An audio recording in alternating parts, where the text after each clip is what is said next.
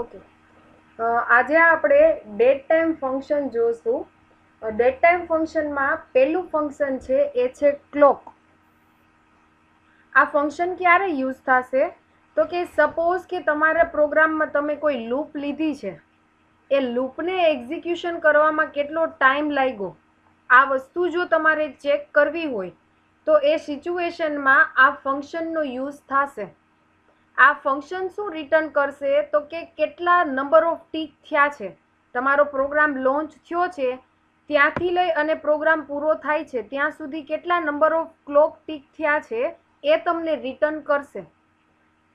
અને આ છે એ ફંક્શન શું કરશે તો કે રિટર્નમાં તમને સેકન્ડ રિટર્ન કરશે. સીપીયુએ કેટલો ટાઈમ લીધો છે, કેટલી સેકન્ડ લીધી છે એ સેકન્ડ તમને રિટર્ન કરશે. હવે છે ને આ સેકન્ડને તમારે શું કરવું પડશે તો કે ડિવાઈડ બાય ક્લોક પર સેકન્ડ કરવું પડશે. આ ક્લોક પર સેકન્ડ શું છે તો કે ક્લોક પર સેકન્ડ એક કોન્સ્ટન્ટ છે જે તમારી math.h હેડર ફાઇલમાં આવેલો છે. તો તમારે આ જે આન્સર આવે એને ડિવાઈડ બાય ક્લોક પર સેકન્ડ કરશો એટલે તમને પ્રોપર સેકન્ડ મળશે કે તમારા સીપીયુએ અત્યાર સુધી કેટલો ટાઈમ લીધો એ પર્ટિક્યુલર કોડ એક્ઝિક્યુટ કરવા માટે. તો આ ફંક્શન છે એ ફંક્શન કઈ હેડર ફાઇલમાંથી આવ્યું છે તો કે time.h હેડર ફાઇલમાંથી આવેલું છે. આ ફંક્શનમાં તમારે રિટર્ન વેલ્યુ શું કરે છે તો કે ક્લોક અંડરસ્કોર ટી કરે છે. હવે આપણને એમ થાય કે આ ક્લોક અંડરસ્કોર ટી શું છે તો કે time.h હેડર ફાઇલ છે એ હેડર ફાઇલમાં અલગ અલગ વેરિયેબલ ડિક્લેર કરેલા છે. આ ક્લોક અંડરસ્કોર ટી વેરિયેબલ શેની માટે આવશે તો કે તમારે પ્રોસેસરનો ટાઈમ સ્ટોર કરવો હોય તો એના માટે ક્લોક અંડરસ્કોર ટીનો યુઝ થશે. હજી આમાં તમારા પ્રોગ્રામમાં ટાઈમ અંડરસ્કોર ટી વેરિયેબલ આવશે. ટાઈમ અંડરસ્કોર ટીની મદદથી શું થાય તો કે તમારે અત્યારે સિસ્ટમનો current date and time store કરવો હોય તો એના માટે તમારે ટાઈમ અંડરસ્કોર ટી વેરિયેબલનો યુઝ થશે. આપણે શું કર્યું હતું તો કે અત્યાર સુધી ઇન્ટીજર વેલ્યુ સ્ટોર કરવી હોય તો અહીંયા ડેટા ટાઈપ આપણે ઇન્ટીજર કરતા હતા, ફ્લોટ વેલ્યુ રાખવી હોય તો ફ્લોટ કરતા હતા, કેરેક્ટર જોતા હોય તો અહીંયા કેરેક્ટર કરતા હતા. તો આ ક્લોક અંડરસ્કોર ટી શું છે તો કે આ ક્લોક અંડરસ્કોર ટી છે એ time.h હેડર ફાઇલમાં 4 વેરિયેબલ ડિફાઇન કર્યા છે. એ 4 વેરિયેબલમાંથી એક વેરિયેબલ છે એ છે clock underscore T. Clock underscore T શું કરશે તો કે પ્રોસેસરનો ટાઈમ મેઝર કરવો હોય તો એ ટાઈમ શેમાં સ્ટોર થાય તો કે ક્લોક અંડરસ્કોર ટીમાં સ્ટોર થશે. એટલે તમારે શું યાદ રાખવાનું તો કે આપણે ઇન્ટીજર સ્ટોર કરવો હોય તો કેમ ડિક્લેર કરતા હતા ઇન્ટીજર a = 10. એટલે એ છે એ તમારા વેરિયેબલનું નામ છે, ઇન્ટીજર છે એ ડેટા ટાઈપ છે. એવી જ રીતે જો તમારે ટાઈમ સ્ટોર કરવો હોય તો કયો વેરિયેબલ યુઝ થશે તો કે ક્લોક અંડરસ્કોર ટી. આ કઈ જગ્યાએથી આવે છે તો કે time.h હેડર ફાઇલમાંથી આવે છે. ઓકે, અત્યાર સુધીમાં કઈ કન્ફ્યુઝન છે? ઓકે, આનો એક એક્ઝામ્પલ લીધો છે. એક વેરિયેબલ ડિક્લેર કર્યો છે લોંગ આઈ. હવે મેં મારો ક્લોક અંડરસ્કોર ટી વેરિયેબલના બે વેરિયેબલ ક્રિએટ કર્યા છે. આ ડેટા ટાઈપના બે વેરિયેબલ છે સ્ટાર્ટ અને ફિનિશ. જેમ આપણે કેમ કરીએ છીએ ઇન્ટીજર a અને b એવી જ રીતે છે, પણ ઇન્ટીજર હોય તો ઇન્ટીજર વેલ્યુ સ્ટોર કરે, ક્લોક અંડરસ્કોર ટી હોય તો શું કરશે તો કે પ્રોસેસરનો ટાઈમ સ્ટોર કરવા માટે આ વેરિયેબલનો યુઝ થશે. ક્લોક અંડરસ્કોર ટી છે એનો શું થાય તો કે જનરલી પ્રોસેસરનું ટાઈમિંગ મેઝર કરવું હોય તો એ સિચ્યુએશનમાં આ ક્લોક અંડરસ્કોર ટીનો યુઝ થશે. નેક્સ્ટ છે મેં મારી સ્ક્રીનને ક્લિયર કરી છે. હવે મેં શું કર્યું તો કે આ ફંક્શનનો યુઝ કર્યો છે. ક્લોક અને ફંક્શન એક્ઝિક્યુટ કરી અને એ જે ટાઈમ છે એ શેમાં સ્ટોર કરશે તો કે સ્ટાર્ટમાં સ્ટોર કરશે. સ્ટાર્ટ પોતે શું છે તો કે પોતે એક વેરિયેબલ છે. નેક્સ્ટ હવે મેં મારી ફોર લૂપ લીધી છે.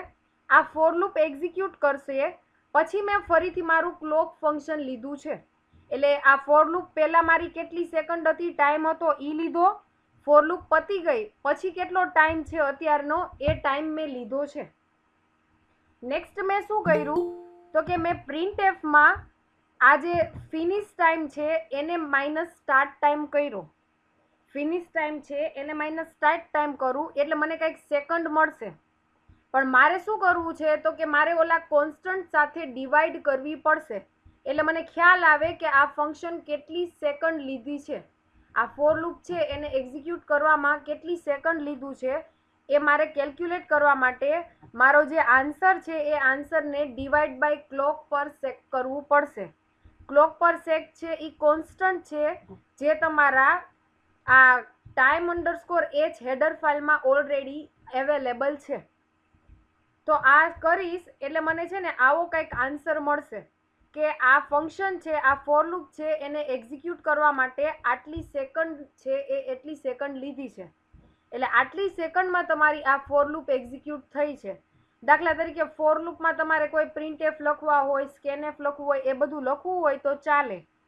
પણ અત્યારે મેં જસ્ટ એમનેમ એક્ઝામ્પલ પર્પસ માટે એમનેમ ફોર લૂપ લીધી છે. તમે અહીંયા ઇફ એલ્સ લઈ લ્યો, ફોર લૂપની અંદર ઇફ એલ્સ લઈ લ્યો તોય ચાલે.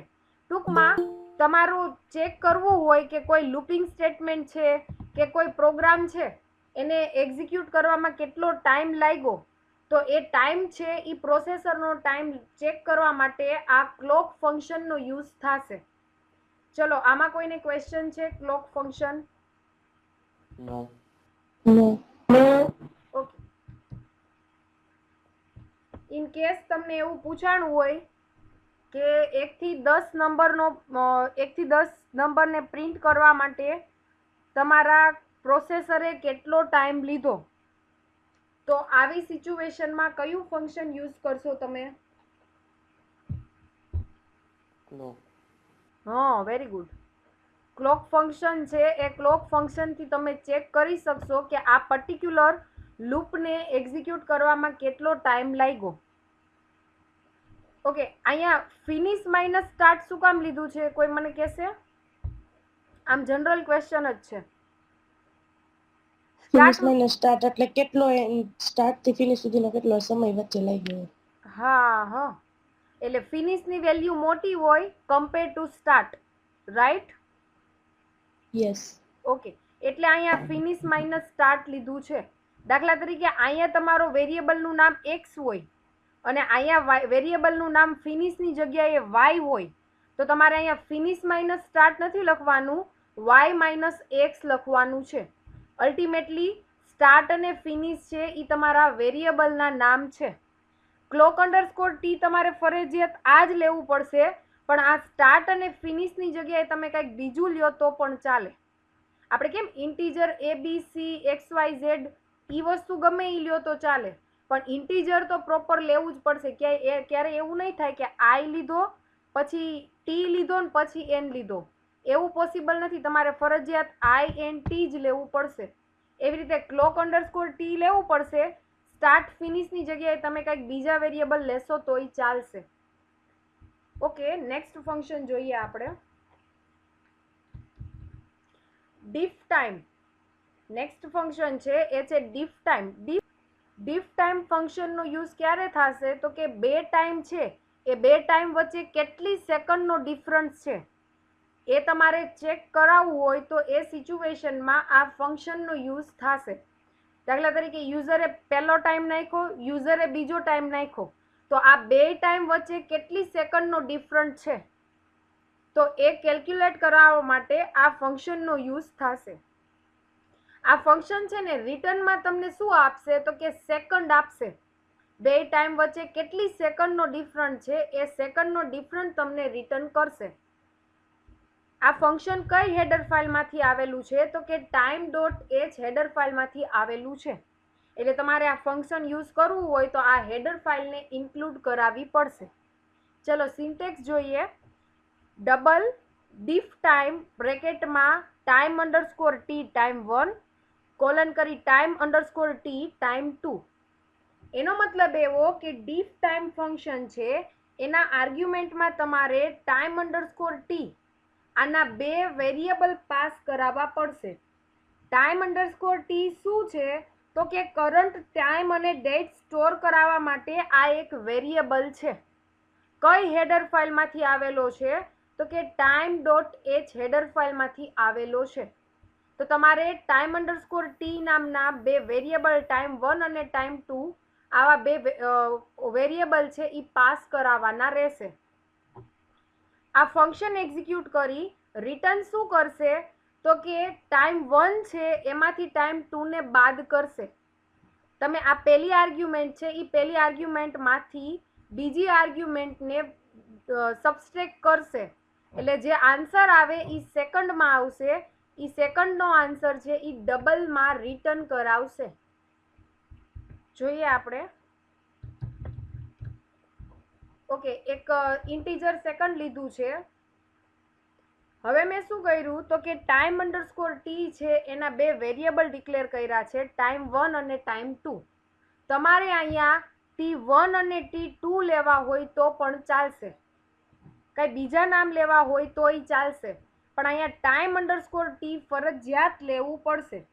શું કામ તો કે અત્યારનો જે ટાઈમ છે એ ટાઈમ છે એ આ જ વેરિયેબલમાં સ્ટોર થશે. ઇન્ટીજર ABC લેશો તો અત્યારનો જે કરંટ ટાઈમ છે એ ABC માં સ્ટોર થઈ શકશે નહીં, કેમ કે એ ડેટ એન્ડ ટાઈમ વાળું ફોર્મેટ આવશે અને ઇન્ટીજર છે એ સ્પેસિફિક ઇન્ટીજર વેલ્યુ જ સ્ટોર થાય છે. એટલે અહીંયા મેં મારા નોર્મલ વેરિયેબલ લીધા નથી. આપણને એવો ક્વેશ્ચન થાય કે અહીંયા હું ફ્લોટ લઈ લઉં, ડબલ લઈ લઉં તો એ વસ્તુ નહીં ચાલે. શું કામ તો કે આ ફંક્શન છે એ તમારી સિસ્ટમના ડેટ એન્ડ ટાઈમ છે એ રિટર્ન કરાવે છે. તો સિસ્ટમનું ટાઈમ અને ડેટ છે એ નોર્મલ કોઈ વેરિયેબલ છે, નોર્મલ ડેટા ટાઈપમાં આ વસ્તુ સ્ટોર થશે નહીં. એટલા માટે ટાઈમ ડોટ એચ હેડર ફાઇલે આ અલગથી વેરિયેબલ છે એ આપેલા છે. ઓકે, આપણું ફંક્શન લીધું છે ટાઈમ ફંક્શન, એના આર્ગ્યુમેન્ટમાં લખ્યું છે end%time1. એટલે અત્યારનો જે કરંટ ટાઈમ છે એ ટાઈમ આ વેરિયેબલમાં સ્ટોર થશે. જો તમે ટાઈમ ફંક્શનમાં end% કરી અને કોઈ ટાઈમ અંડરસ્કોર ટીનો ઓબ્જેક્ટ પાસ કરો તો આ સિસ્ટમ શું કરશે તો કે ઓટોમેટિક અત્યારનો ટાઈમ છે એ ટાઈમ 1 માં સ્ટોર કરાવી દેશે. શું કામ તો કે તમે આગળ end% પાસ કરેલું છે એટલે. નેક્સ્ટ મેં મારી ફોર લૂપ લીધી છે. ફોર લૂપમાં એક ઇન્ટીજર વેરિયેબલ છે એને 1 થી સ્ટાર્ટ કરાવું છું અને 6 સુધી આ લૂપને ફેરવું છું. આ લૂપની અંદર મેં કોડિંગ શું લીધું છે તો કે એક ફંક્શન લીધું છે સ્લીપ. સ્લીપ ફંક્શન શું કરે છે તો કે આ જે તમે ઇન્ટીજર વેલ્યુ પાસ કરી છે એટલી સેકન્ડ સુધી તમારું એક્ઝિક્યુશન છે એ એક્ઝિક્યુશન સસ્પેન્ડ કરશે. તમે જે સેકન્ડ પાસ કરાવેલી છે એટલી સેકન્ડ સુધી તમારું એક્ઝિક્યુશન સસ્પેન્ડ કરશે. એટલે પહેલી વાર લૂપ એક્ઝિક્યુટ થાય એટલે 1 મિનિટ સુધી તમારું પ્રોસેસર છે એ સસ્પેન્ડ થશે. 1 મિનિટ પતી જાય એટલે ફરીથી સેકન્ડને પ્લસ કરશે, કન્ડિશન ચેક કરશે 2 < 6 તો કે કન્ડિશન સાચી. લૂપની અંદર જશે તો 1 સેકન્ડ સુધી તમારું એક્ઝિક્યુશન છે એ સસ્પેન્ડ કરશે. તો આ શું કરે તો કે તમારું છે ને 1 સેકન્ડ સુધી ટાઈમ લેશે, કેમ કે લૂપની અંદર મેં એવું કાંઈ કોડિંગ નથી કર્યું કે 1 સેકન્ડનો ટાઈમ જાય. લૂપની અંદર તમે આ સ્લીપ ન લ્યો અને કંઈક પ્રિન્ટ કરાવો, એડિશન કરાવો, સબસ્ટ્રેક્શન કરાવો તોય ચાલે, પણ મારે છે ને આઉટપુટ થોડુંક જોઈ છે એટલે મેં શું કર્યું તો કે 1 સેકન્ડ સુધી સસ્પેન્ડ કરાવી દીધું છે, તમારા પ્રોસેસરને એક્ઝિક્યુશન સ્ટોપ કરાવી દીધું છે. આ લૂપ છે એ 6 વાર સુધી ફરશે. નેક્સ્ટ ટાઈમ છે ને 7 આવે ને એટલે લૂપ છે એ ટર્મિનેટ થશે. 7 < 6 તો કે કન્ડિશન પડી ફોલ્સ. નેક્સ્ટ શું કર્યું તો કે મેં ફરીથી મારું ટાઈમ ફંક્શન લીધું છે. હવે આ ટાઈમ ફંક્શન છે એમાં શું થશે તો કે અત્યારનો કરંટ ટાઈમ છે એ તમારા ટાઈમ 2 માં સ્ટોર થશે. તમારી આ લૂપ એક્ઝિક્યુટ થઈ ગઈ પછી જેટલો ટાઈમ લાગ્યો છે એ તમારા આ ટાઈમ 2 નામના વેરિયેબલમાં સ્ટોર થશે. હું હવે શું કરું છું તો કે ડીફ ટાઈમ ફંક્શનનો યુઝ કરું છું. ડીફ ટાઈમ ફંક્શનમાં આપણે જોયું હતું કે ટાઈમ અંડરસ્કોર ટી નામના જે ઓબ્જેક્ટ છે એ બે ઓબ્જેક્ટના બે વેરિયેબલ પાસ કરાવવાના છે. તો અહીંયા મેં સેમ વસ્તુ કરી. ડીફ ટાઈમમાં ટાઈમ 2 અને ટાઈમ 1 પાસ કરાવેલો છે. ડીફ ટાઈમ ફંક્શન મેં સમજાવ્યું ત્યારે મેં તમને કીધું હતું પહેલી આર્ગ્યુમેન્ટમાંથી બીજી આર્ગ્યુમેન્ટ પાસ કરી નાખશે, સબસ્ટ્રેક્ટ કરશે.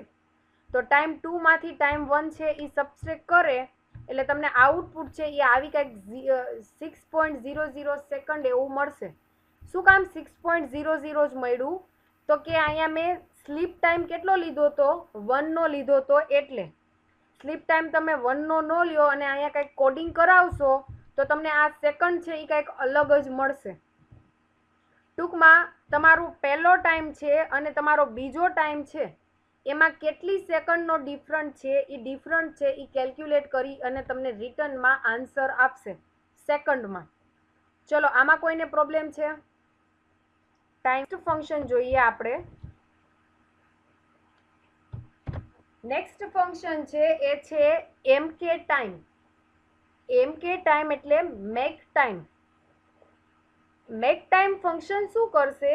તો કે તમારું ટાઈમ અંડરસ્કોર એચ, આ ટાઈમ છે ને એ હેડર ફાઇલમાં એક સ્ટ્રક્ચર આવેલું છે, ટીએમ નામનું એક સ્ટ્રક્ચર આવેલું છે. એ સ્ટ્રક્ચરને તમારા આ વેરિયેબલમાં કન્વર્ટ કરશે. એમકે ટાઈમ ફંક્શન શું કરશે?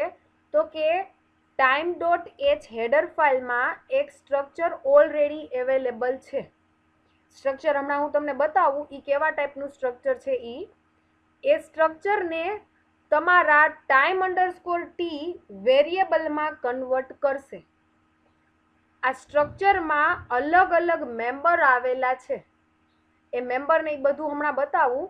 પણ એમકે ટાઈમ ફંક્શન શું કરશે? તો કે તમારા બાય ડિફોલ્ટ જે સ્ટ્રક્ચર છે એને ટાઈમ અંડરસ્કોર ટીમાં કન્વર્ટ કરવાનું કામ કરે છે.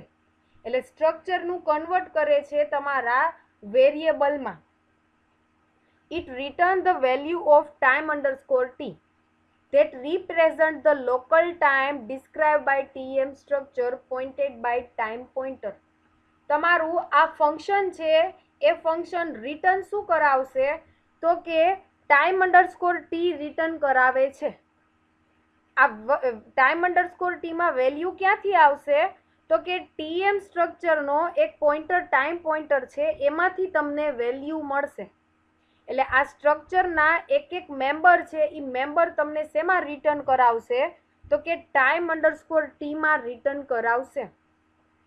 હવે હું તમને પહેલા સ્ટ્રક્ચર બતાવી દઉં એટલે તમને ખ્યાલ આવે. તમારા ટાઈમ ડોટ એચ હેડર ફાઇલમાં આ સ્ટ્રક્ચર બાય ડિફોલ્ટ અવેલેબલ છે. આ સ્ટ્રક્ચરમાં શું છે? તો કે અલગ અલગ મેમ્બર છે. ટીએમ સેક છે એ ફંક્શન શું કરે છે? તો કે સેકન્ડ રિટર્ન કરાવે છે. મિનિટ માટે ટીએમ અંડરસ્કોર મીન, હવર્સ માટે ટીએમ અંડરસ્કોર હવર્સ, પછી મંથ માટે ટીએમ અંડરસ્કોર એમ ડે. એમ એટલે મંથ, મંથના કેટલા ડે છે એના માટે તમારે આ મેમ્બરનો યુઝ થશે. પછી તો કે કેટલા મંથ છે, આ એમ ડે છે એ મંથના કેટલા ડે છે, MON છે એ તમારા કેટલા મંથ છે ઈ. તો આવી રીતે યર છે, વીક ડે છે, એવા ઘણા બધા મેમ્બર અવેલેબલ છે. આ મેમ્બર છે એ તમે અલગ અલગ વેલ્યુ સેટ કરાવી શકો તમારા પ્રોગ્રામમાં. આ પ્રોગ્રામમાં આની વેલ્યુ સેટ કરાવો અને પછી એક ટાઈમ છે એ ટાઈમ ક્રિએટ કરો. એટલે તમે આ અલગ અલગ સ્ટ્રક્ચરના મેમ્બરથી અલગ અલગ વેલ્યુ સેટ કરાવશો અને પછી શું કરવાનું? તો કે એ વેલ્યુ છે એ તમારે એમકે ટાઈમમાં પાસ કરાવવાની. એટલે એમકે ટાઈમ ફંક્શન શું કરશે? તો કે આ બધી વેલ્યુને કમ્બાઈન કરી અને તમને એક વેલ્યુ આપશે ટાઈમ અંડરસ્કોર ટી, કે જેમાં તમારા મંથ આવી જશે, ડે આવી જશે, વીક આવી જશે. આ બધી વસ્તુ છે એ ટાઈમ અંડરસ્કોર ટીમાં આવી જશે. ટીએમ સ્ટ્રક્ચરમાં આવી બધી વેલ્યુ છે એ વેલ્યુ અવેલેબલ છે. સેકન્ડ છે, મિનિટ છે, કેટલી કલાક છે, કેટલી મંથ છે, મંથના કેટલા દિવસ છે, યર છે, વીકના કેટલા દિવસ હોય, આ યરની અંદર કેટલા ડે છે, આ બધી વસ્તુ આ સ્ટ્રક્ચરમાં અવેલેબલ છે. તો આ સ્ટ્રક્ચરમાં તમારે અલગ અલગ વેલ્યુ સેટ કરાવવાની. એ વેલ્યુ ઉપરથી તમને એક પર્ટિક્યુલર આખો ટાઈમ રિટર્ન કરાવશે. એ ટાઈમ છે એ કઈ ફોર્મેટમાં હશે? તો કે time_t ફોર્મેટમાં હશે. time_t શું છે? તો કે current date and time store કરવા માટે આ એક વેરિયેબલનો યુઝ થાય છે. time_t ની જગ્યાએ તમારે ડબલ કે ફ્લોટ એ વસ્તુ તમે લખી શકશો નહીં. શું કામ? તો કે આ ફંક્શન છે એ તમને ડેટ એન્ડ ટાઈમ રિટર્ન કરે છે. time_t ની જગ્યાએ ફ્લોટ લીધું હોય તો એ વસ્તુ પોસિબલ નથી. ફ્લોટની અમુક રેન્જ હોય, અમુક લિમિટ હોય. જ્યારે આ ફંક્શન તમને શું આપે છે? તો કે આખું date and time, year, month, week બધી વસ્તુ આપે છે. તો એ વસ્તુ તમારા નોર્મલ વેરિયેબલમાં સ્ટોર થઈ શકે નહીં. જોઈએ આપણે આ ફંક્શન છે એમાં તમે આર્ગ્યુમેન્ટમાં શું કરી છે? તો કે એક પોઇન્ટર પાસ કરવાનો છે. એ શું કરશે? તો કે તમારા સ્ટ્રક્ચરના જે અલગ અલગ કમ્પોનન્ટ છે એને બ્રોકન કરશે અને તમને શું કરશે? તો કે એક આખો ટાઈમ છે એ રિટર્ન કરાવશે. આ સ્ટ્રક્ચરમાં કોઈને કાંઈ ક્વેશ્ચન છે? નો. No. ઓકે.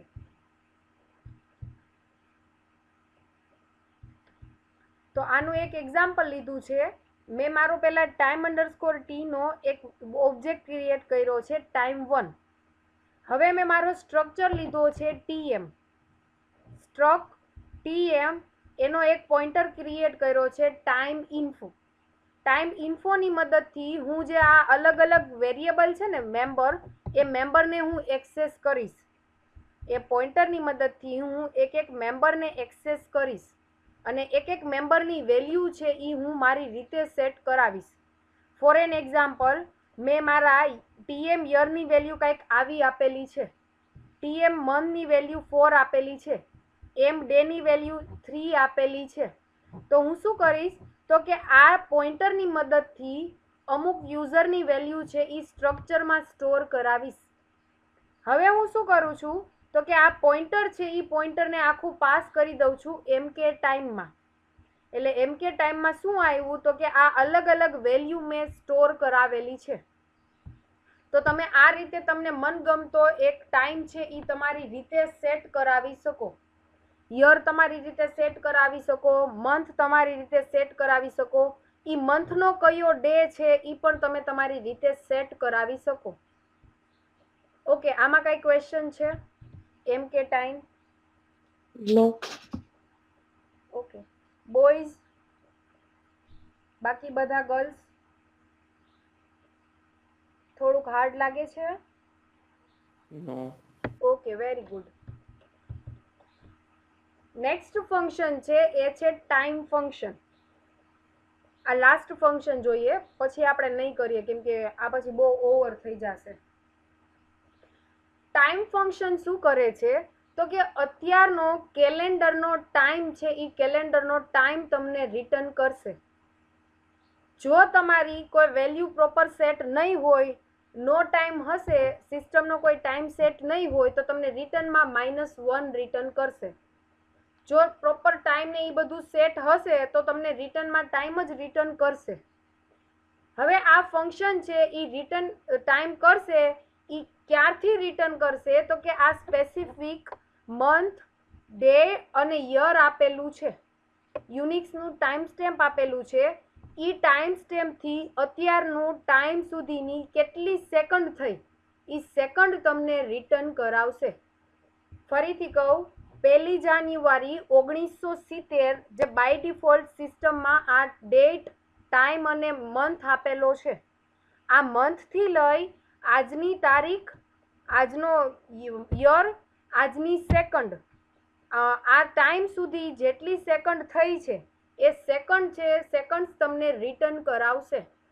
એટલે 00:00 થી મિડનાઇટથી લઈ આજની તારીખ, આજનો ટાઈમ, આજની સેકન્ડ, આજનો મંથ, આજનો યર, અત્યાર સુધીનો જેટલો ટાઈમ છે, કેટલી સેકન્ડ થઈ એ સેકન્ડ છે એ તમને રિટર્ન કરાવશે. એટલે મેં ફોર એન એક્ઝામ્પલમાં મને આવું કંઈક આઉટપુટ મળતું હોય તો તમને પોસિબલ છે કે આટલી સેકન્ડ નહીં મળે, કેમ કે આ પ્રોગ્રામ છે એ મેં એક્ઝિક્યુટ કર્યો હોય, એના પછી તમે થોડોક ટાઈમ પછી એક્ઝિક્યુટ કરો તો આ સેકન્ડમાં ચેન્જીસ આવી જશે. એટલે તમારી આ તારીખથી લઈ, આ જાન્યુઆરીથી લઈ, આ યરથી લઈ અત્યાર સુધીમાં કેટલી સેકન્ડ પાસ થઈ, ઈ અત્યાર સુધીની જેટલી સેકન્ડ પાસ થઈ છે ઈ સેકન્ડ તમને રિટર્ન કરાવે છે. એટલે આનો આ પ્રોગ્રામ તમે કાલે રન કરો તો તમને અલગ સેકન્ડ મળે. ક્લિયર છે? Yes. યસ. તો આ ફંક્શન એક્ઝિક્યુટ કરી રિટર્નમાં તમને શું આપશે તો કે એક ટાઈમ જ આપવાનું છે. એટલે આ માટે મેં મારું આ વેરિયેબલ લીધો છે. જોઈએ આપણે આ ફંક્શન છે એ ટાઈમ ડોટ એચ હેડર ફાઇલમાં અવેલેબલ છે. ફંક્શનને યુઝ કરવું હોય તો એ ફંક્શન કઈ હેડર ફાઇલમાં આવશે તો કે ટાઈમ ડોટ એચ હેડર ફાઇલમાંથી આવશે. ઓકે, ટાઈમ ફંક્શન લીધું છે, એના બ્રેકેટમાં મેં પાસ કર્યું છે સેકન્ડ. એટલે અત્યારની જેટલો ટાઈમ છે, અત્યારનો જેટલો સેકન્ડ છે, અત્યારનો જેટલો ટાઈમ છે એ ટાઈમ તમારા આ વેરિયેબલમાં સ્ટોર થશે. શું કામ તો કે મેં આગળ એન્ડ પર્સન લખેલું છે એટલે ટાઈમ અત્યારનો કરંટ ટાઈમ છે એ શેમાં સ્ટોર થશે તો કે આમાં સ્ટોર થશે, આ વેરિયેબલમાં સ્ટોર થશે. મેં શું કર્યું તો કે આ વેરિયેબલને પ્રિન્ટ કરાવ્યો છે સેકન્ડ સિન્સ જાન્યુઆરી, એટલે આ 1 જાન્યુઆરી 1970 થી અત્યાર સુધીની કેટલી સેકન્ડ્સ થઈ એ સેકન્ડ્સ તમારે પ્રિન્ટ કરાવી હોય તો મેં આ રીતે પ્રિન્ટ કરાવેલી છે. એટલે અલ્ટિમેટલી અત્યારની કેટલી સેકન્ડ છે એ તમારા આ ટાઈમ ફંક્શન તમને રિટર્ન કરશે. ક્યાંથી લઈને તો કે 1 જાન્યુઆરી 1970 થી લઈને. તો તમને આઉટપુટ છે એ આવા ટાઈપનું કંઈક મળશે. ઓકે, આ ટાઈમ ફંક્શનમાં કોઈને કાંઈ ક્વેશ્ચન છે?